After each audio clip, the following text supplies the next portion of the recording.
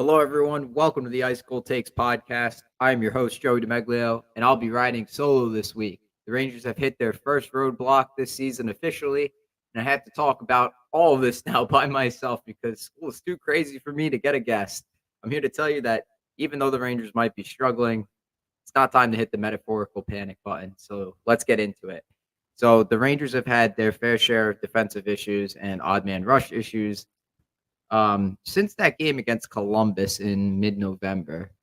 People have noticed, but to me, I didn't really notice it because the Rangers were winning, and it's kind of hard to tell because the wins cover up all that stuff. Kind of like how back in the 22 season, Shesterkin and the power play was covering up the Rangers 5v5 issues, and they never solved that, and that's kind of how they got eliminated against the Lightning.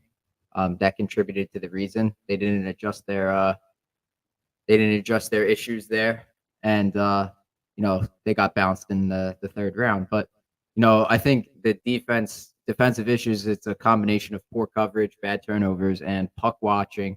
Maybe a little bit of a lack of back checking in there too, but not too much. I don't think it's like lack of effort from the guys. The Rangers have played pretty hard all year. Um, Up until this point, the Rangers were 5-0 after losing. So they hadn't lost 2 games in a row all season. And it took until December 9th, which is, what is this, 25, 26 games in. That's pretty crazy that they're able to do that. Think about where the Rangers were at this time last year. And this is the exact time pretty much that there was rumors that Gallant was going to get fired, and then the Rangers won that game against the Blues, and they went on a ridiculous streak, and everything kind of turned around for them. But I don't think the Rangers are at that point right now. Um, it's funny because I think the way the Rangers are playing right now, this is what I was expecting them to look like at the very start of the season. If you go back to one of the episodes before the season even started, I made a prediction that was like, all right, the Rangers are going to be like a 500 team the first month or two of the season, get used to the new system. But that didn't happen at all. That was actually like a melted take. And the Rangers actually flourished under Laviolette's system. They were winning a lot of games and they were scoring a lot of goals. But now it's like it's going back to what I had expected in the beginning. So I am surprised, but at the same time, I'm not surprised because it's like kind of growing pains. You're not going to go 82-0 in the season. That's why I'm not hitting the panic button yet. Um, Even still, I'll get more into it later when we get to the ice cold take segment. But the Rangers, I'm not too worried about as of right now, even though they have their defensive issues. Kind of reminds me too of when Alain Vigneault first became head coach in 2013-14. The Rangers struggled early in the season, gave up a lot of odd man rushes because the defenseman pinched in a lot, and it was a new system. Remember, Ulf Samuelsson joined, and the Rangers under John Tortorella, it was really like everybody back, cover the front of the net, play some defense, block shots. But then AV steps in, and it's okay for the defenseman to jump in. First month of that season, first month or two of that season, they jumped in a lot, led to a lot of odd man rushes. Hank would had to, face a lot of those, and he couldn't stop all of them. And with the Rangers right now, Igor Shesterkin is just not as good as Henrik Lundqvist ever was. Um, I remember, which is funny because I remember people made that comparison. Could Shesterkin be as good or better than Lundqvist during his first season, or not his first season, his Vezina winning season? Um, and I always thought that was a bit ridiculous because, Lundqvist was so damn good. Like, he played at such a high level so consistently. I didn't think it was possible. So we're seeing Shesterkin right now. He looks like an average goaltender. He's letting in shots right now that he hasn't in the past. But I think any goaltender, like an average goaltender would let those in. So I think the Rangers finally need to start playing in front of the goalie for once instead of just relying on him. And I do think they play a lot different in front of Shesterkin than they do in front of Quick. They're back checking a lot harder when Quick is in net than when Shesterkin is there. And I don't think that's right. I think that that needs to change. If the Rangers are going to be a true cup contender, that needs to change. Um, and with the Rangers' struggles defensively, I don't think, uh, due to the cap situation, I don't think there's a magic button they can push and just acquire a player that will help solve their problems. Yeah, like the defense is an issue right now. 5v5 issues. I think Kreider Zibanejad is a problem. Even though I made a prediction that Zibanejad would, step it up offensively, and recently he has gotten chipped in some 5v5 points, but I just don't think Kreider and Zibanejad are really a fit anymore. I like the line changes Laviolette rolled out in that game against Nashville. They started with Kreider, Zibanejad, Wheeler, and then, of course, Panarin, Trocheck, Lafreniere. And then in the second period, he mixed them up a little bit. He swapped Zibanejad and Trocheck, so it was Panarin, Zibanejad, Lafreniere, and then it was Kreider, Trocheck, and he moved Wheeler down to the fourth line and put Johnny Brodzinski up with Chris Kreider. And I have the stats pulled up for that game. Natural stat trick. The Rangers, Chris Kreider, Vincent Trocheck, and Johnny Brodzinski played 6:13 at 5-on-5. That was their time on ice. They had 8 Corsi for, 3 Corsi against. Its Corsi for percentage of 72.73%. That's really good. Let's look at they had 2 goals for and none against. Expected goals for percentage was 76.01%. That's really good. And then the scoring chances for, they had 5 for and 2 against. That's 71.43%. So very small sample size, only 6 minutes. But historically, I think Kreider and Trocheck play really, really well together because their play styles match up. This is something that, going back to previous episodes of the podcast, I've talked about with Drew Way. He's mentioned before that you have to match the play styles. I don't think Kakko was as noticeable this year. Some people were saying that, it's a big loss that he's not here. I don't think so, really. I think Kreider and Zibanejad need to figure out their own stuff here, and Kreider's got to stop. Can't just score it on the power play. He's got to score at even strength, and that's a problem. So I think Kreider and Trocheck, maybe they try something like Kreider, Trocheck, Vesey, because Vesey's playing really well. But then what do you do with the fourth line? If Vesey comes up, then is the fourth line going to suffer? Barclay Goodrow's out, and we know how he's been playing. He hasn't really been helped. Riley Nash was pretty invisible tonight, like aside from his first couple shifts in replacement of Goodrow. I don't think he's here to stay. I think Goodrow's going to just slot right back in. But this is not like an issue. This is not something where the Rangers can just all right, here, trade for this guy, here, trade for that guy. Let's go get Tarasenko. They have like a pubic hair of cap space, honestly. If you look on Cap Friendly, you'll see oh my gosh, the Rangers have, what is it, $5.762 million in cap space, but that's because of LTIR. They can't abuse LTIR because Kakko is supposed to come back before the end of the regular season. So if he comes back in the playoffs, then they could do it. But because he's coming back, he's supposed to be healthy before then. And Hedo's supposed to come back soon anyways. I don't know when the timetable is. We know that he's been skating for the team on his own, but there's no timetable for him to return. Laviolette said that he'll be back this season. That doesn't really tell us anything. But the Rangers are missing Hedel for sure. I think he would help the depth a lot, especially at center. And I don't think the third line has been that effective. I think Cooley's played well still, but Bonino, it's hard for him because he's not really a third line player. He's a fourth line guy. Wins a lot of faceoffs, still blocking shots and stuff, but offensively, there's not too much he could chip in on.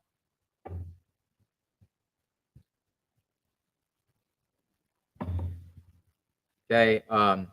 So the comeback against Nashville, it didn't look like the Rangers were going to win that game, but they made those line changes in the second period, and I thought they looked great after that. Then the next game, they played it back to back. They played against San Jose at home, and they went up 6-3 in the third period, and it looked like, all right, this is gonna be an easy win, cruise to victory. And then all of a sudden, San Jose scores two quick ones, and then they make it like really, really close. And you're on the edge of your seat. You're like, all right, what's going on here? The Rangers allowed like more than 10 high danger chances in that game, according to Valaket's model. I think that's a problem. And then that also carried over to the game against Ottawa on Monday or Tuesday. No, Tuesday. It was Tuesday. They went down 2-0, and they gave up 4 or 5 rush chances that were goals by Ottawa. Tarasenko, of course, scored. He scored twice. Kachuk had a couple, I think, one or two maybe. And the Rangers just weren't that good. They bounced. They responded twice, like quickly, on goals by Ottawa, but it just wasn't enough. They lost 6-2. And then tonight, obviously, the bad game against Washington. They got a little unlucky. They hit 3 or 4 posts. Lafreniere looked good, but that's it. Like the Rangers just weren't that good tonight. They weren't good. Like I'm not going to give them the benefit of the doubt tonight because they suck defensively. They let in a goal 43 seconds in, and it looked like the forwards were all just watching the play happen. Keandre Miller had a bad mistake later in the game. The Rangers were down 2-0. He pinched in needlessly and led to an odd man rush, of course, the other way. Tom Wilson beats Shesterkin in the glove side, and the Caps go up 3-0, and the Rangers get shut out for the first time this season. It took 25 games for that to happen, so the Rangers must be doing something right. But like I said, this is what I was expecting to happen at the very start of the season. It's just, it's hard. It's hard because you're winning and you're enjoying the winning as a fan, but then when you see the losing happen, you all of a sudden just want to panic. Whatever. I don't think the Rangers should blow it up. I think they're still a good team. I don't think they should trade every single player, all the defensemen they have. I don't think they could do that. And then, like I said, it's not like they could send somebody down or bench somebody and call somebody up. They don't have any options. Like Zach Jones is not a viable, to me, he's not a viable option. Maybe analytically, but eye test wise, I haven't seen anything really, except for when he plays in the offensive zone. I haven't seen anything that stands out to me as being something that they could use from him. And these trades, like unless they make lateral 1-for-1 trades, like a Schneider for a defenseman that replaces him, like a top 6 defenseman, or a Miller for a top 4 defenseman, something like that. I'm not saying that's going to happen, but that's the kind of move that the Rangers are going to have to make and to offset the salary, because right now it's really tight. They're not going to have a lot of space at the deadline. They're not going to be able to accrue that much cap space. I know I tweeted, I said like, oh, maybe because they put Hito on LTIR, they're going to make a move. I don't know about that. I don't know if they're going to do that. I know that they have been scouting. They have been scouting some teams. I'm going to pull it up right now. The other night, they were at the Montreal game. It said that there was a Rangers scout in attendance. I don't know. Maybe they're looking at Sean Monahan because I know his name's been floating around. I don't really like that name. I don't think he's that good. I think he's just having a pretty good year. I don't think the Rangers should bite the bullet on that one. Should take the bait for that. I think the guys you're looking at are Anthony Duclair, Matthew Joseph. Those guys are good, and Jordan Eberle of the Kraken.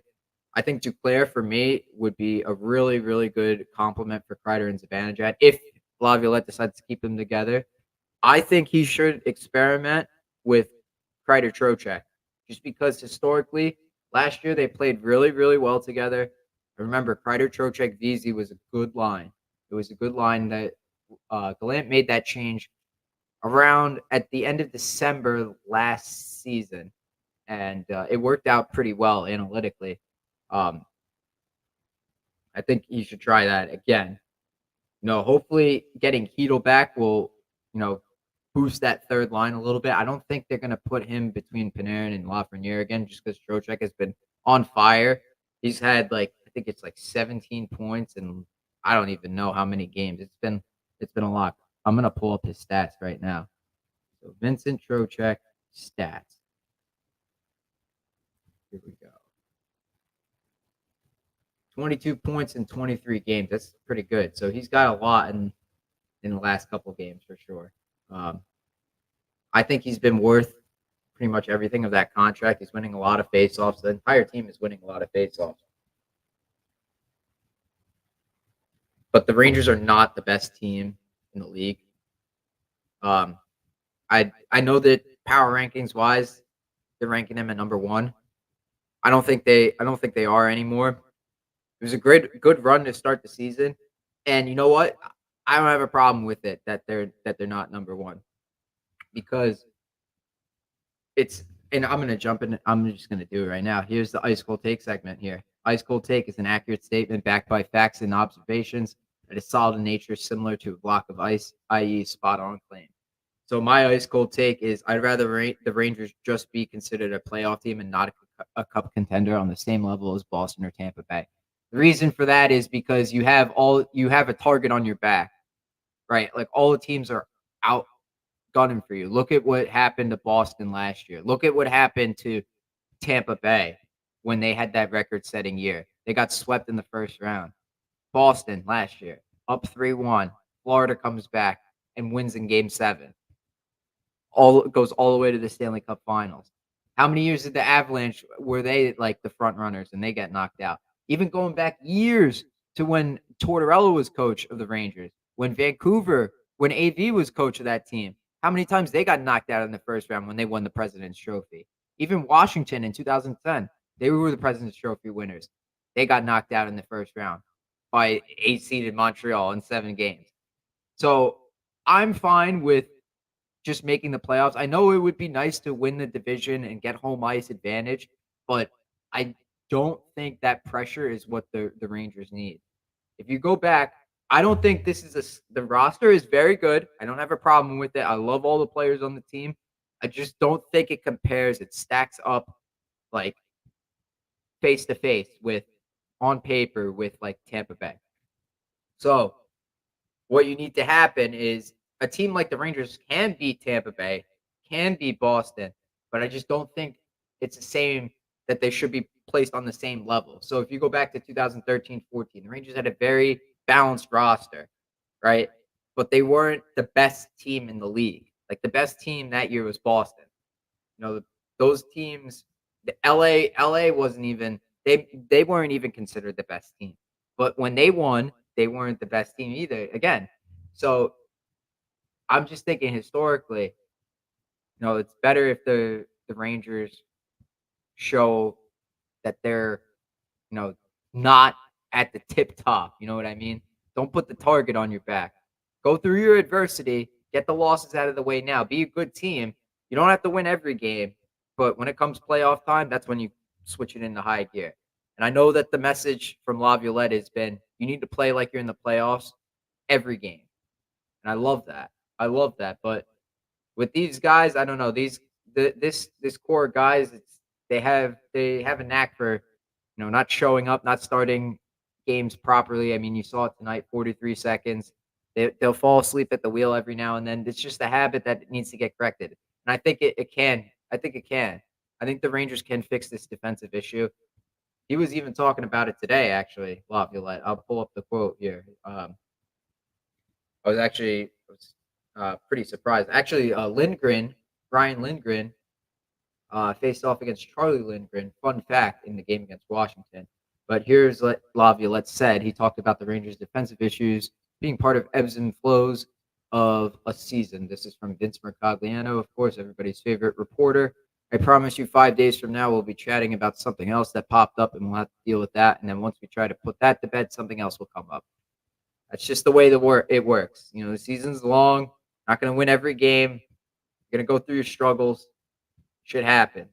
You know what I mean? But it's how you deal with it. The Rangers, I tweeted this out. The Rangers passed their first test of adversity without Fox, without Hedel. They passed it with flying colors. They were 8-1-1 in those 10 games without Fox. And now this is their second test of adversity. Can they correct the defense? It's crazy how the stark contrast in how they started the season at 5v5 and how they're going right now. At the start of the season, the first month, October, they were second in 5v5 defending against the rush. Second. They were like almost one of the worst teams 5v5 on the rush offense. They were like 27.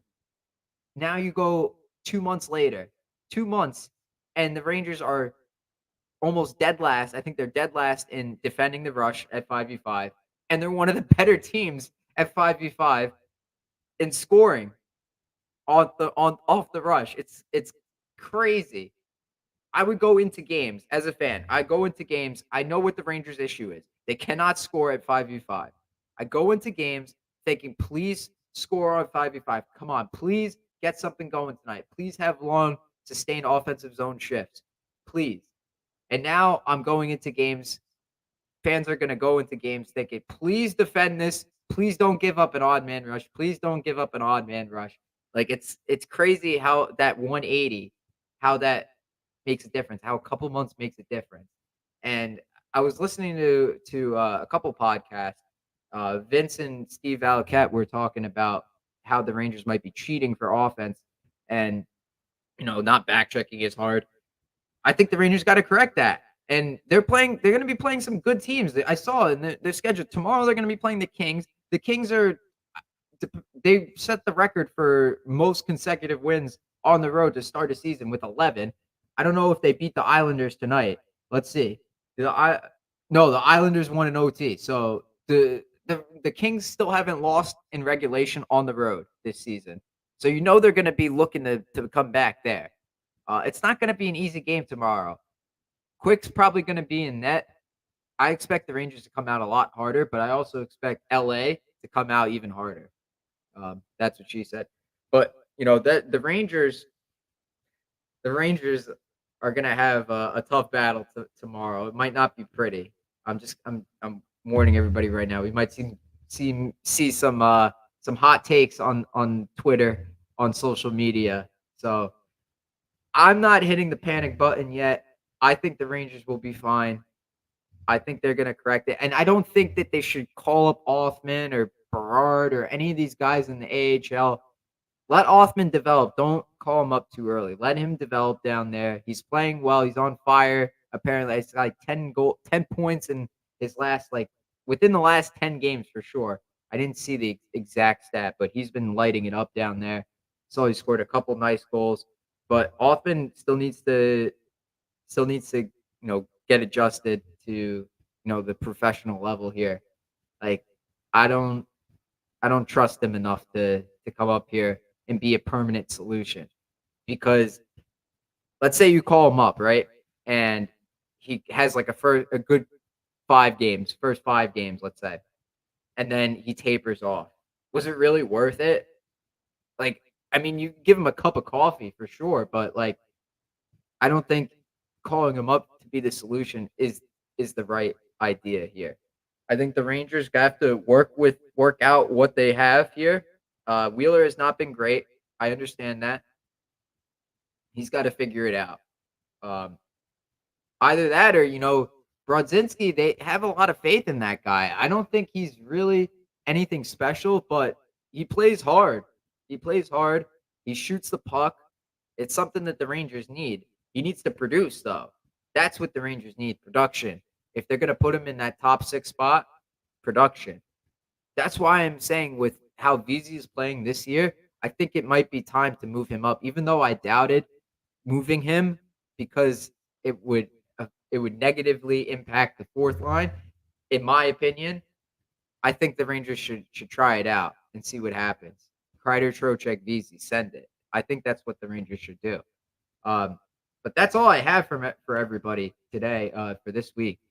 Short episode of the podcast, wrapping up this semester of school. So hopefully I'll get some bigger guests on here during my winter break and in the month that I have off. So Ice Cold Takes fans, thanks so much for listening. Cue the outro. I'll see you guys next week.